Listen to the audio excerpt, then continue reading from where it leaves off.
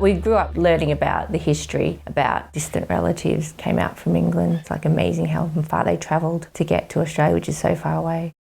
For my grandmother's generation, England was home.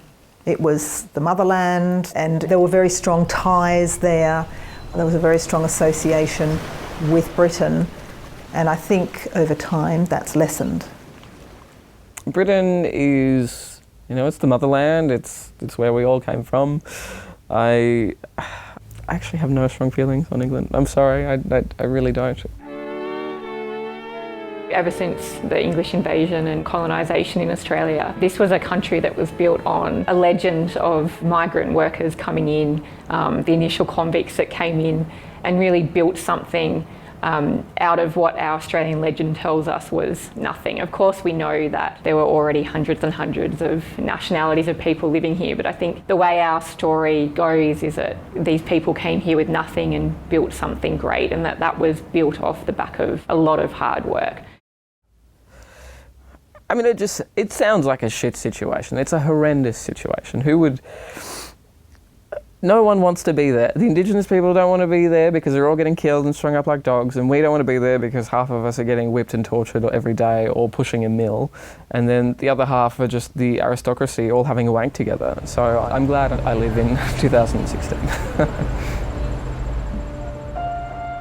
For many of those convicts who would have come from the lowest reaches of British society and from Irish society at the time, the thought of land ownership would have been an impossibility in England or Ireland.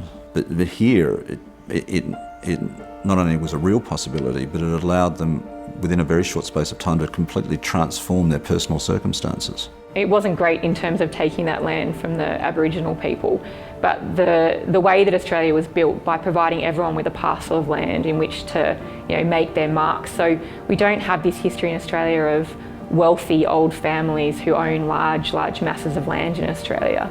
We're built off this relatively egalitarian base, I guess.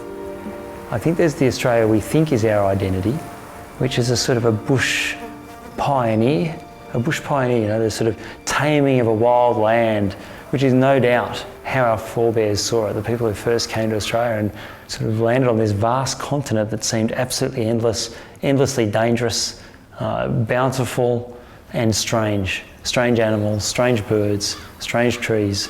That's our sort of a historical identity, yet the reality is we now live in a country that has more than 200 nationalities. You can walk down a street in Australia and have 10 different types of food in any street, and that's quite normal. We don't have a story that has brought us here that is of any relevance to us or any kind of deep connection. And because we have just largely ignored and continue to ignore the very troubled history that brought us here, with the way we treated Indigenous Australians and continue to treat them, I think we're in this sort of guilty position. Australian identity is something that's not fixed. Australian identity is constantly transforming. For non-Indigenous Australians, our identity is something that is still new. What a 19th century Australian would have considered as the national identity is quite different from the identity I think that contemporary Australians would recognise. Although we might like to think of ourselves and define our identity by reference to the outback is something that most Australians see infrequently or from 30,000 feet on their way to somewhere else. In Melbourne, Sydney, it's a little more status oriented. The first question is, well, where do you work? And then people make a judgment about you based on where you work or what your status is. In outback Australia, in country Australia, you are judged on your character. Are you a good bloke? Are you a good woman? Where's your heart at? The outback is part of Australian mythology. It's a more difficult part of Australian mythology, and it's mythical in the sense that the population there is a very small percentage of the Australian population. Not many people live in the outback, in fact. But it can be a cruel mistress. It's associated with the difficulties that faced European settlers when they came. It's the high temperatures, the lack of water, the lack of vegetation. It's a harsh and difficult environment, a hard place to live. It's very isolated and communications and transportation were very limited during that period of time. You either had to make it yourself or think of how it can actually survive to progress the mining industry. And also everyday living had to have that ingenuity and the will to survive in such a harsh climate back then.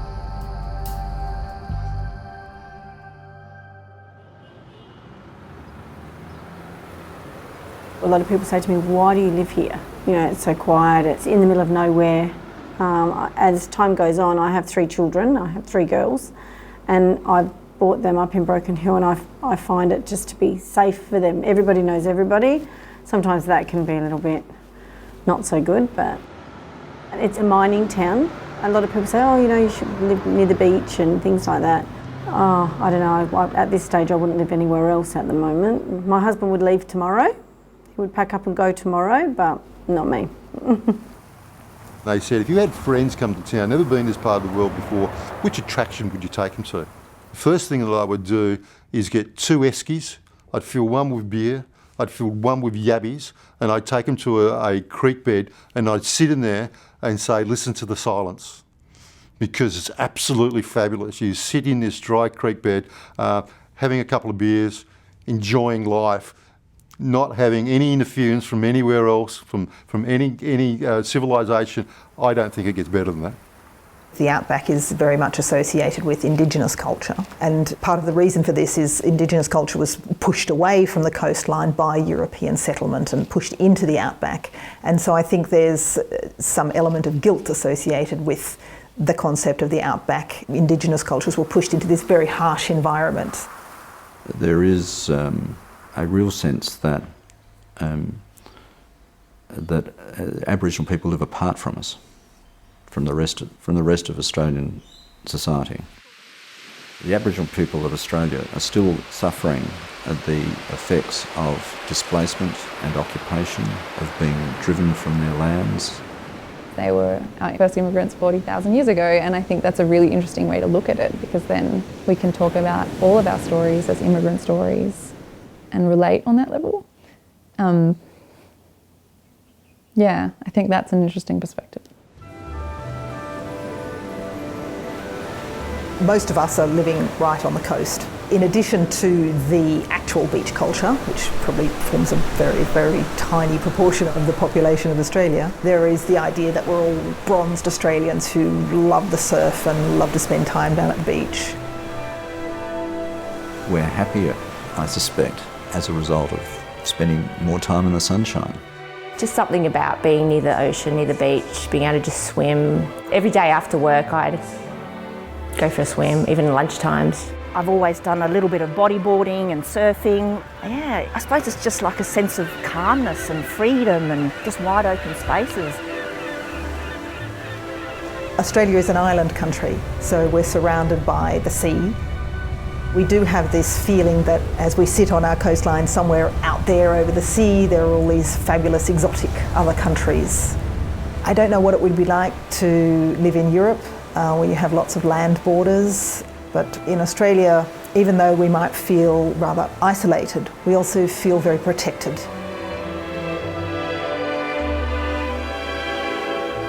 I think the distance arouses a sense of adventure in us. We love to see what's over the hill and what's over the horizon. The distance for us is not a psychological barrier. So we don't think twice about jumping on a plane and going to England. 24 hours in a plane, well, that's normal. But for an English person to come to Australia, oh, I have to go all that way to Australia? I have to do 24 hours in a plane. When I was living in Europe, when I just felt so claustrophobic, and I was just always looking for an horizon. And when I was living in the Netherlands, I just went riding one day to find the beach, and I found the beach, and it was just so comforting. The locality of your life really influences who you are. My idea of hell is living in a small apartment. We like feeling as if there's space around us. We like having big sky. One of the other things is too, knowing that there's places that you can go where there's no one there. I love that about Australia. I love to disappear into bush and forests. It's like a rejuvenation, like it's something I crave, I really invest in for my well-being. I love Australian trees. I love the unusual blue-green colours of the foliage and the white of their trunks and silver limbs. I love the way the leaves change as they mature from round shapes when they're young into these long pendulous gum leaves hanging down. Even when I'm overseas and I see Australian gum trees somewhere, it makes me feel really nostalgic for home.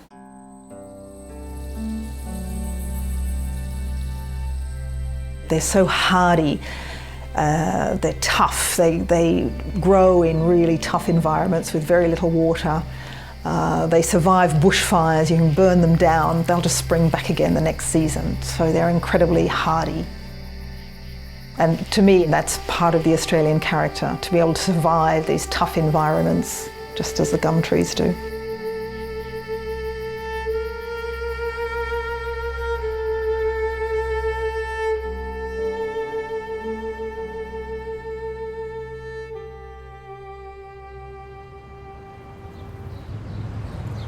Relatively speaking, Australia is a young society in the sense of we don't have a really long history, but also because of the immigrant population, we're literally quite a young society. And so that gives Australian society vibrancy and, you know, there's lots of activity, parties, fun to be had, the outdoor life. And I think you have this sense that you can do a lot more, get away with a lot more in Australia. The rules are a bit lenient and, you know, if you're not doing anyone any harm, have fun, go for it. Going to a strip club or something like that, you know that that's a faux pas. You can't do that. Where burlesque tells a story enough that you're okay. It's okay to watch. It's okay to be that voyeur. Society is saying this is art, this is revolutionary art. You'll go and watch burlesque and 90% of them will tell a story, 90% of them are bigger than a size 12, and 90% of the audience are women. Essentially, what burlesque is women saying to other women, you can do this too, no matter what you look like, no matter what your hang-ups are, no matter what you do 90% of the time, you can shine on this stage.